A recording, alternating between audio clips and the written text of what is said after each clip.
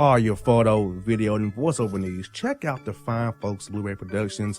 They will take good care of you. If you don't believe me, you can see for yourself. Check out their work at blueberryproductions.tv, the Facebook page, Blueberry Productions, also a Vimeo page, a YouTube page, and it's Blueberry, BLUBERRY, Prod on Twitter. Check them out today. Blueberry Productions, great people, great work, great service. Hey there, your yard took a real beating this summer. Luckily, Scott's Turf Builder Winter Guard has your back. Just feed your grass with Scott's again this fall when the air is cool and the soil is warm. It's the perfect time to give your lawn a boost. If you do, Winter Guard will give your yard the nourishment it needs to help weak, thin grass recover and support root growth, giving you a greener, more resilient lawn both now and next spring. Guaranteed. Grab a bag of Scott's Turf Builder Winter Guard today. You'll be back to barbecuing in no time. This is a Scott's Yard. Hey parents, we all try to be extra careful with our children in the car, but then we get an important call or text. Remember, our children are watching. Make every drive a good example. Be in the zone. Turn off your phone. Visit childrenshospital.vanderbilt.org/BITZ to learn more about our teen driver safety program. Brought to you by Monroe Carroll Jr. Children's Hospital at Vanderbilt, the Ford Motor Company Fund, and the Allstate Foundation. Hello, my name is Travis Williams, President and CEO of Academics and Athletic Consulting, focusing on educating and empowering tomorrow's collegiate athletic leaders. My passion is for the education and genuine concern and care for today's student athlete. It's the centerpiece of my life's work. A college education, both in and out of the classroom, is a truly rewarding benefit. For more information on AAC, you can go to www.academicsandathleticsconsulting.com. Once again, www.academicsandathleticsconsulting.com. Or you can follow me on Facebook at Academics and Athletic Consulting, or Twitter at Coach TWill24, or Instagram Travis L. Williams 24. Or you can call me at 404-542-6079. Once again, AAC is very proud to partner with J.R. McHenry of the Bossman Radio Show, covering sports and entertainment across the country. Please tune in weekly for informative, entertaining, and expert analysis on today's sports and entertainment topics. Thank you.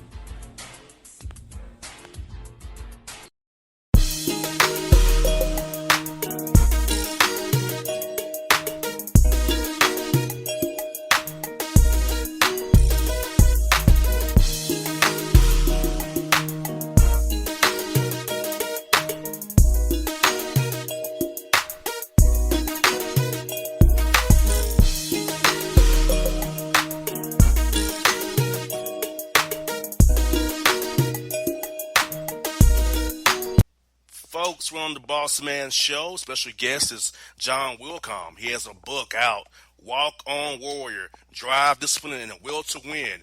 John, how's everything going with you guys and you and your family, man?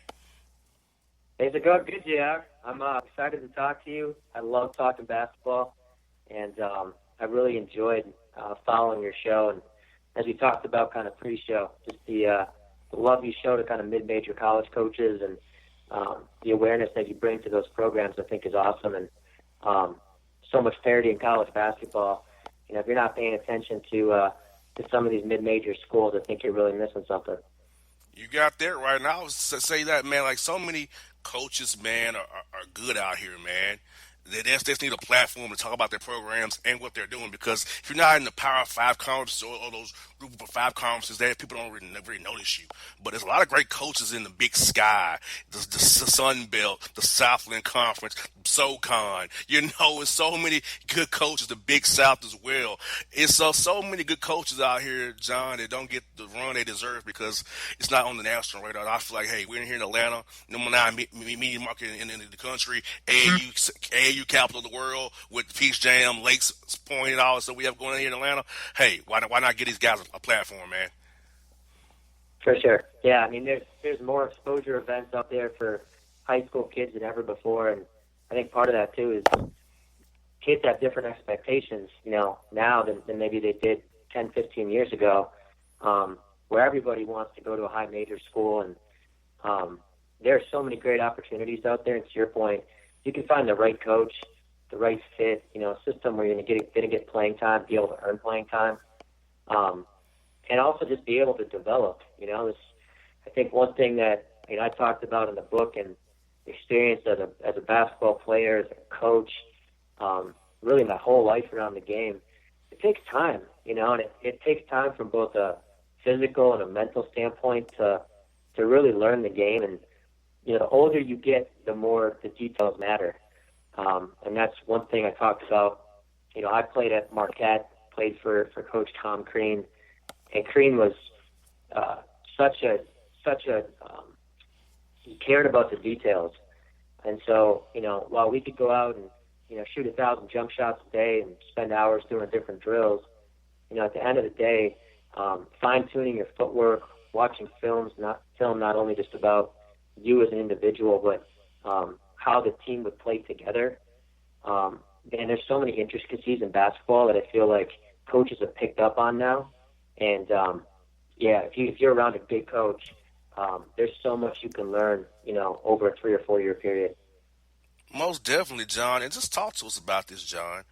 What was the event or events that triggered you to write this book, Willkom Warrior? Because I know I read in some research that you first of all, you kind of want to share stories with your kids. And then you just want to say thought might be good for everybody to hear. So what maybe triggered you to say, hey, let me write this book about my experience as a Willkom Warrior, my journey from Marshfield to Marquette?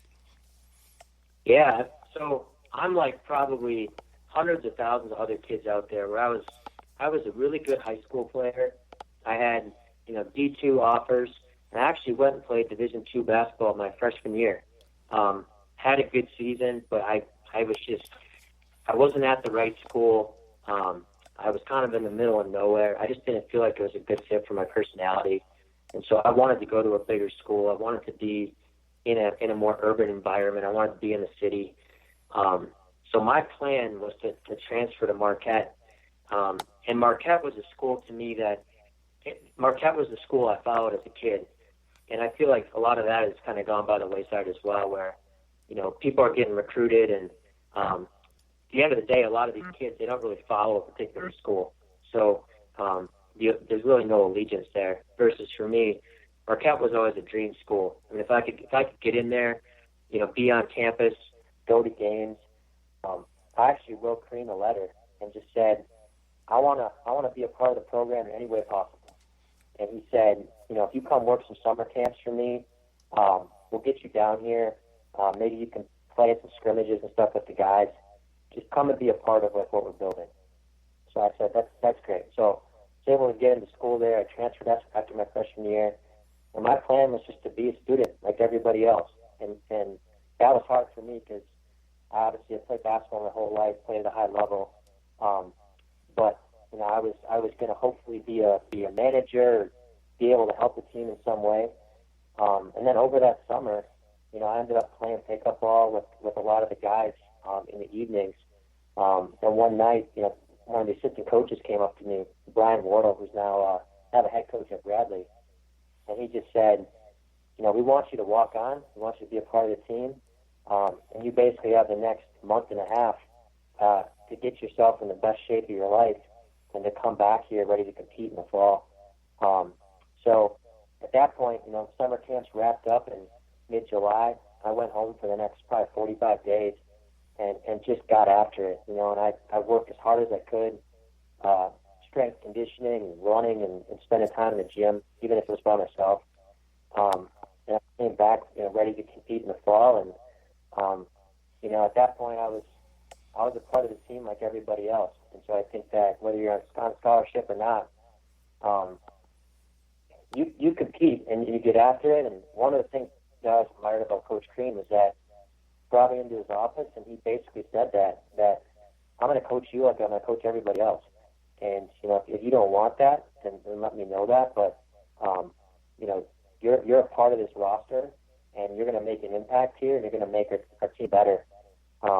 And so I loved hearing that. I love the fact that, from the get-go, there was an expectation that I was going to be a part of building something.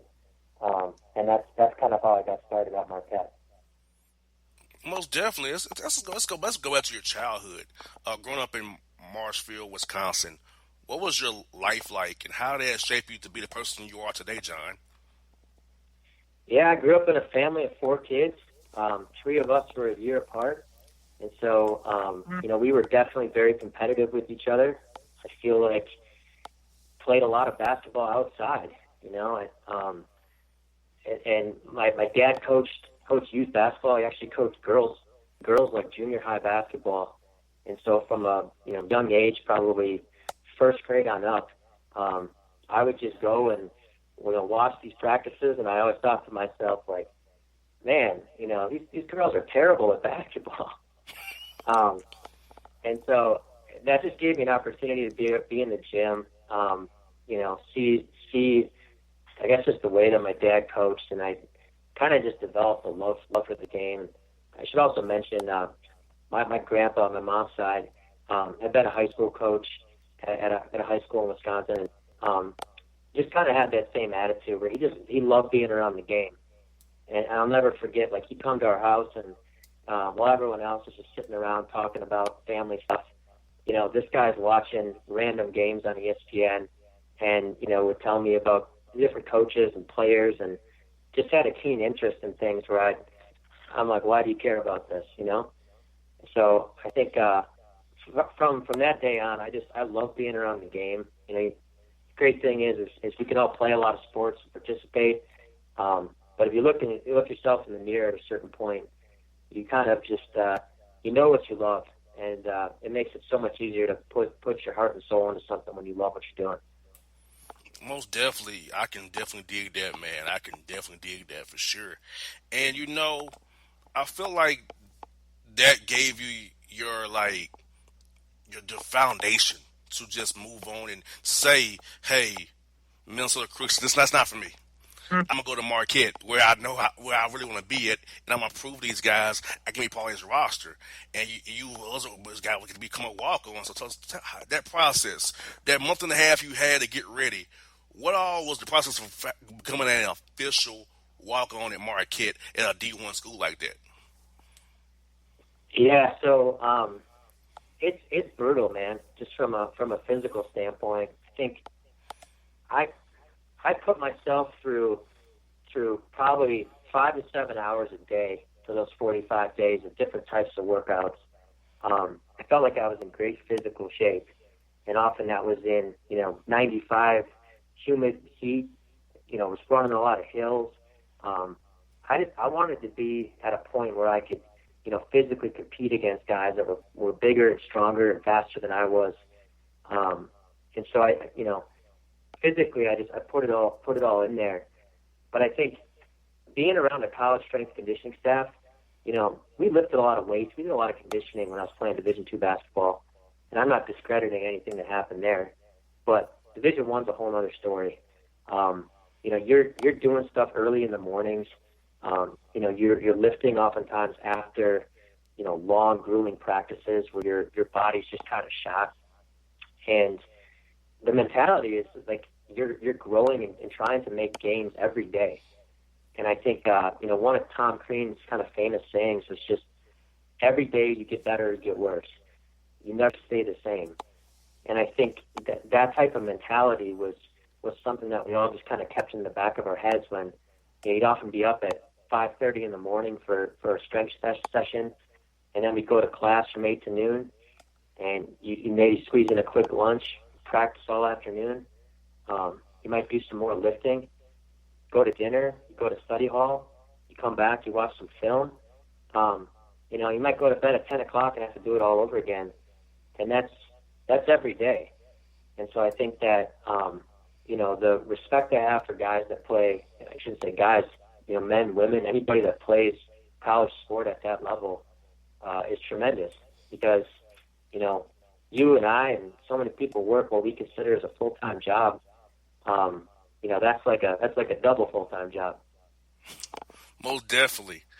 Most definitely, because like you said, they're always have some activity for you all day long. It's like your days are allocated always. And some days, I know some guys told me they feel better on game day because it's like the game day is an off day for them almost because the non-game days are just like quote unquote suffering per se. So you described it how I've been told it to be. Yeah, and I think that that's the key part is just you have to keep your perspective. You have to have kind of goals for yourself in mind of, what am I ultimately trying to be? And for, a lot of guys at that level, you're trying to be a professional basketball player. And I think that, it's worth putting in the time. And today, there's leagues all over the world. So, most of those guys aren't thinking about, am I one of the 450 best players that are going to play in the NBA? It's like, with the G League, with all the leagues overseas, you can be a decent Division I basketball player in the U.S. and still make a pretty nice living, playing basketball for the next 10, 15 years if you want to do that.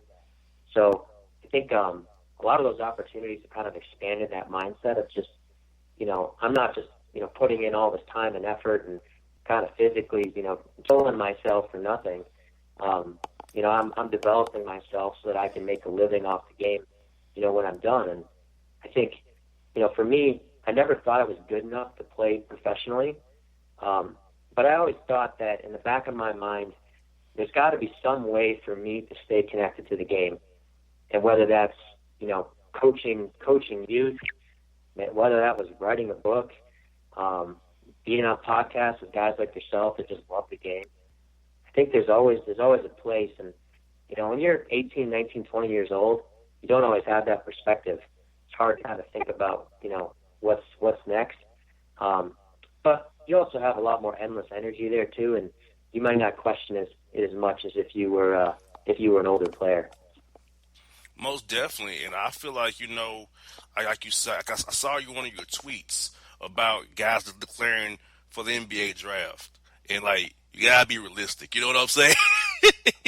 Yeah. I'm gonna throw a name in the hat. Throw a name in the hat. Like, are you really gonna be drafted, or can you be signed as an undrafted free agent, or can you even make it in the G League? Like I'm not throwing any shade, but I'm seeing some guys in the OVC who are not John Morant throwing their name and is declaring for the draft. I'm like, in what world?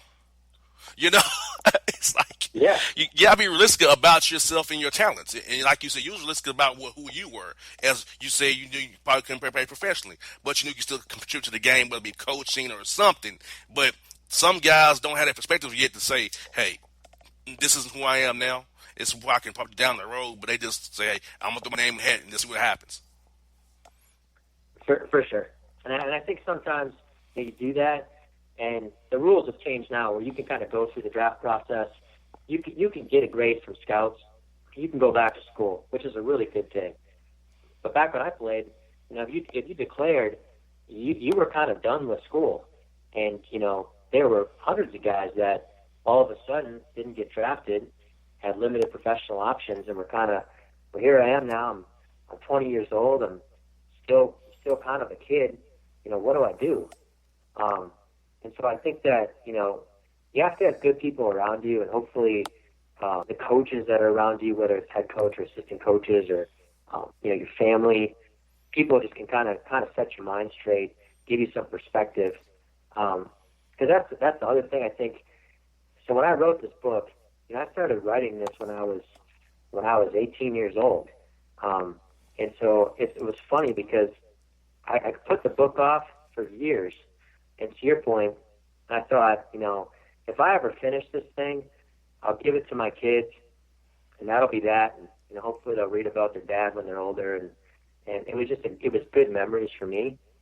But when I kind of rededicated myself to finishing it, I was 31, 32 years old. So I had a much different perspective, and it was kind of fun for me actually just reading back through all these things that I wrote, because you look at things a lot differently when you're 18 versus when you're 30, 31. Most definitely. So the tone of the book, there's definitely you can tell kind of some of the parts I think that were written at different times in my life, just based on my mentality. Now, John, how does it feel having a book that has the ability to touch people and tell a story from all walks of life where they can get your mentality of perseverance, integrity, hunger, drive, desire, and get those messages from your book, and it affects anybody from all walks of life. No matter who you are, where you're from, rural, urban, you can read this book and get those principles out of it and apply it to your life. And I think that's a great thing that your book can touch all people, not just some people, but everybody, but doing it through the lens of basketball. Yeah, honestly, that's why I finally decided when I was done with it to make it a real book and to put it out there.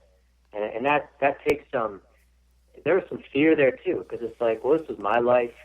Who really cares about my story or the way it went down, for me? But the more I thought about it, I'm like, there's kids in every city in America that probably had a lot of the same thoughts that I did, which was just like, I'm in 7th, 8th, 9th grade. What's it like in that locker room? What's it like to go through those practices, to go through those strength and conditioning workouts? What kind of gear do you get? What does study hall look like? How much film do you actually watch? And like, what did it take for you to get from where you were to that level? And I thought, man, if I don't share this with people, even if they don't like it, that's fine. But to your point, I just think that there were a lot of people that I didn't know that I thought deep down could probably benefit from something like that.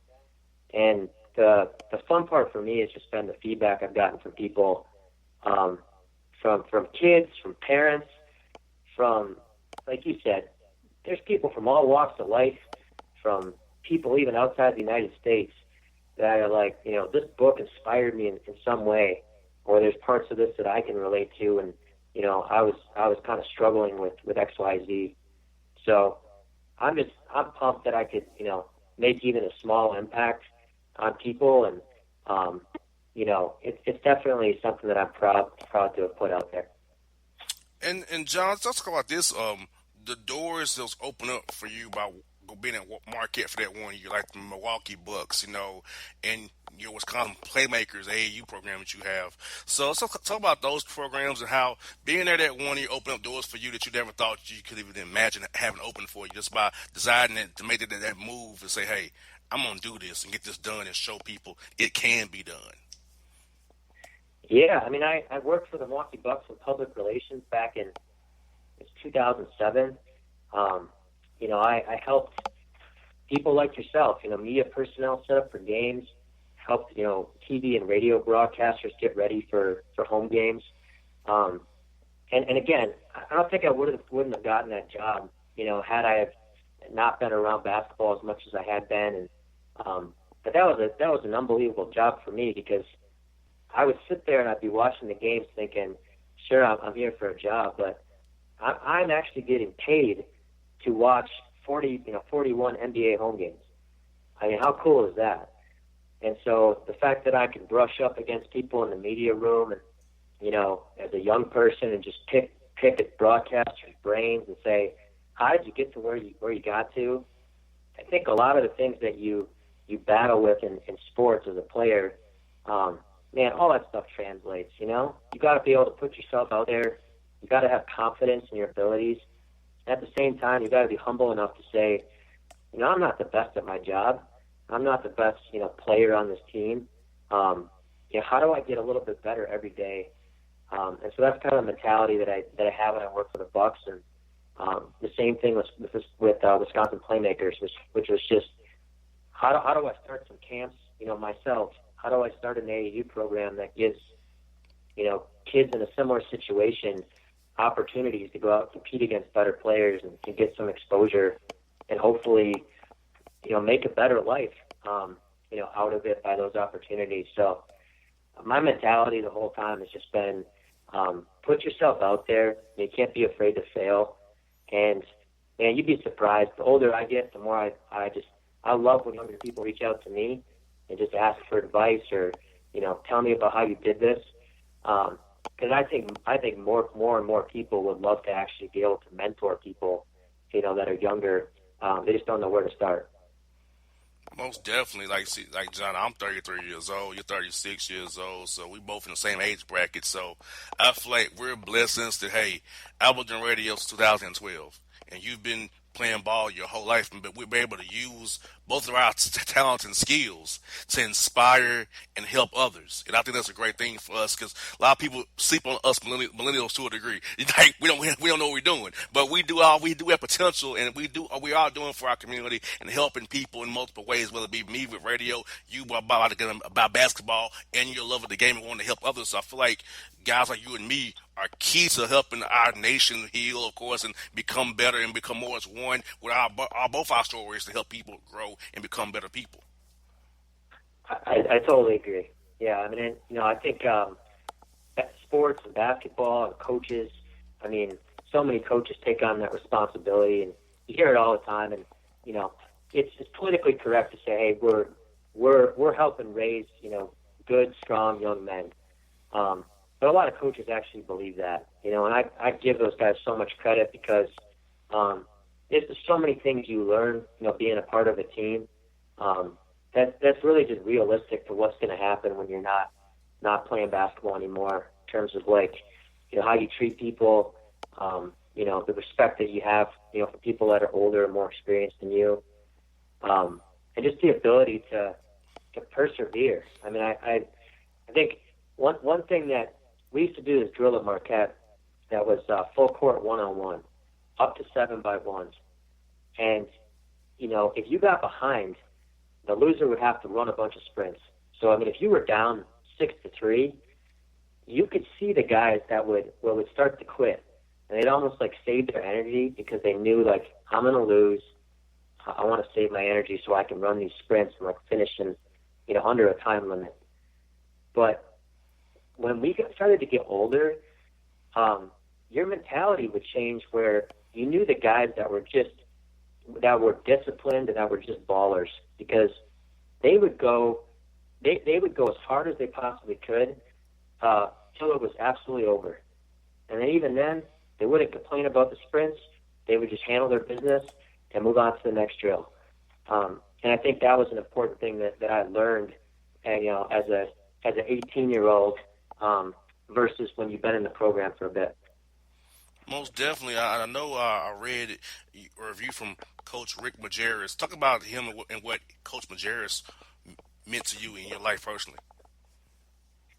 Yeah, what's crazy is I got an internship one summer to work for a sports agent, and we had a lot of clients in the NFL, and we were helping a lot of guys on the Chicago Bears and Green Bay Packers with different marketing opportunities.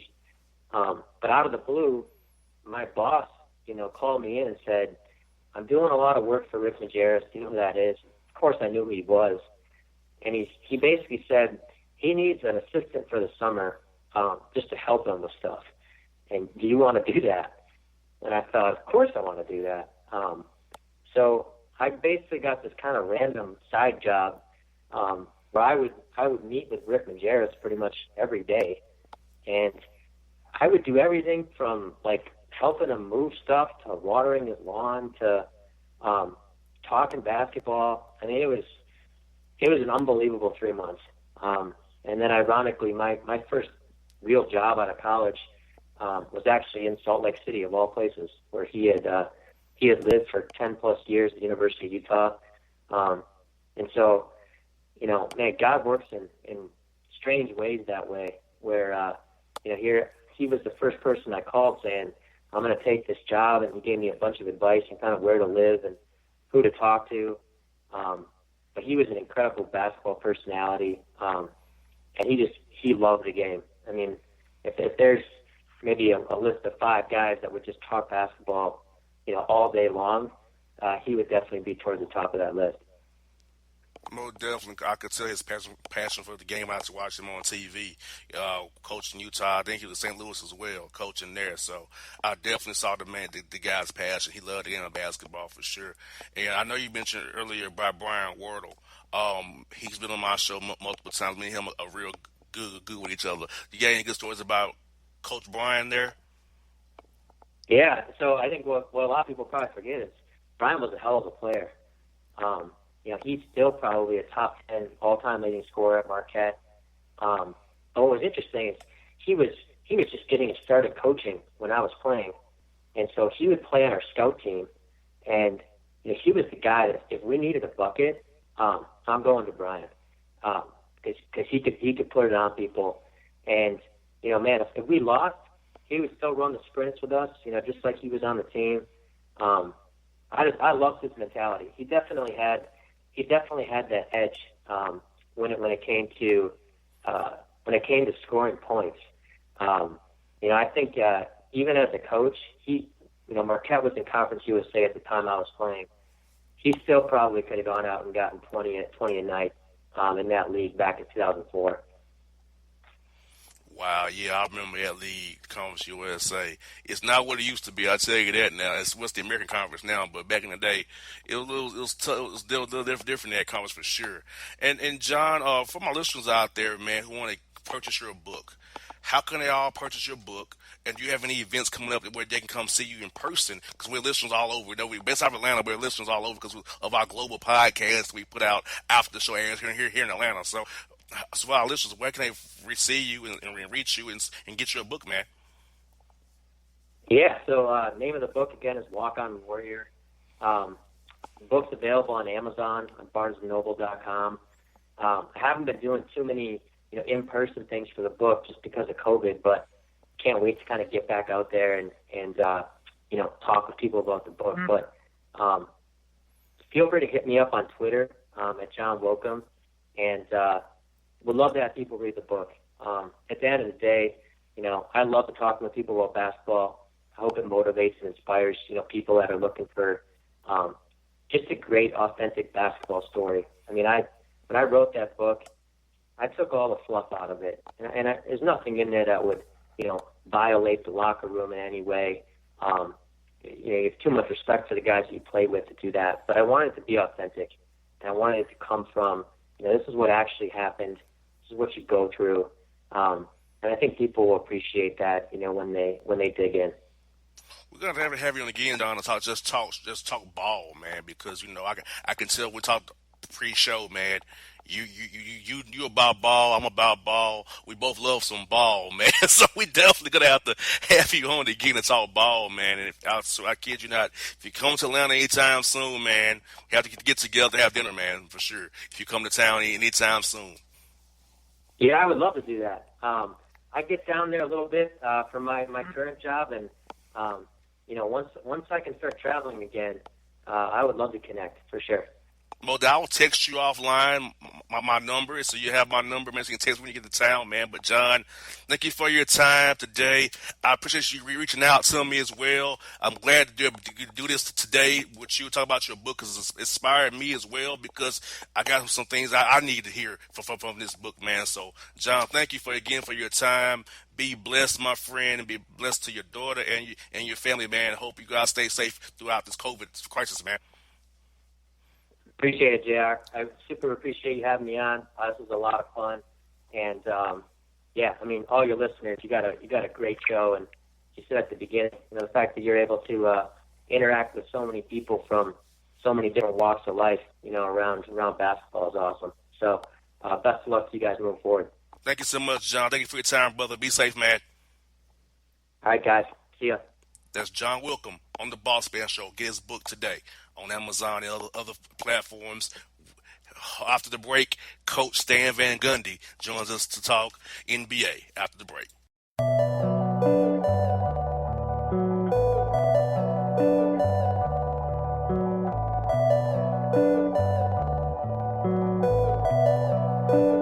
Run that back, Turbo.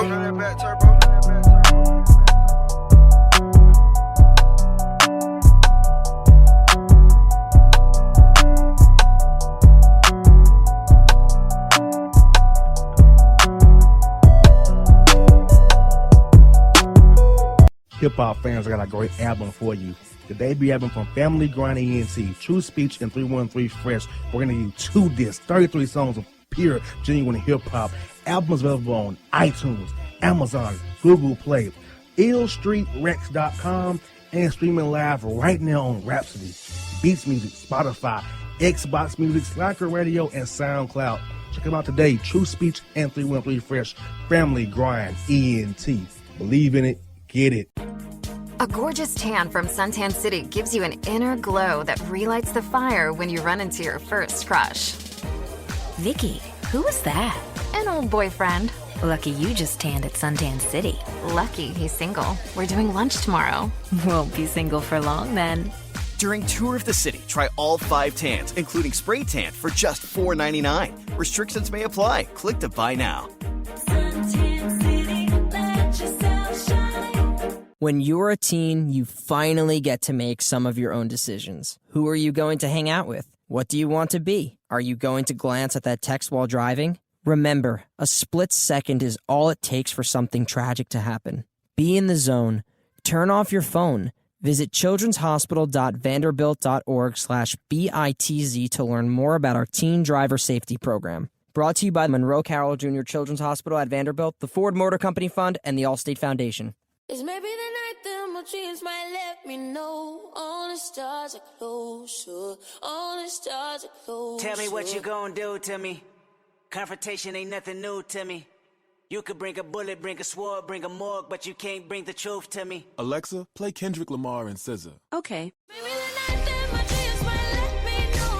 All the stars are closer. With Amazon Music, a voice is all you need. Get tens of millions of songs. Download the Amazon Music app today. Yeah, it's your man JC, the host with the most, baby, and it goes down each and every Saturday night right here in the city of Memphis. That's right, y'all. It goes down at Clicks Sports Bar Memphis, baby. 3705 Malco Way, Memphis, Tennessee, 38125. Come out and join us, the Three Kings, each and every Saturday night for the livest karaoke in the city. Everybody gets in free till 10 p.m. Only $5 after. Great food. We got drink specials. We got all kind of games, man. We got the pool tables popping. Whatever you want, we got you, man. Come on out. Have a good time with us each and every Saturday night. That's Clicks Sports Bar, Memphis.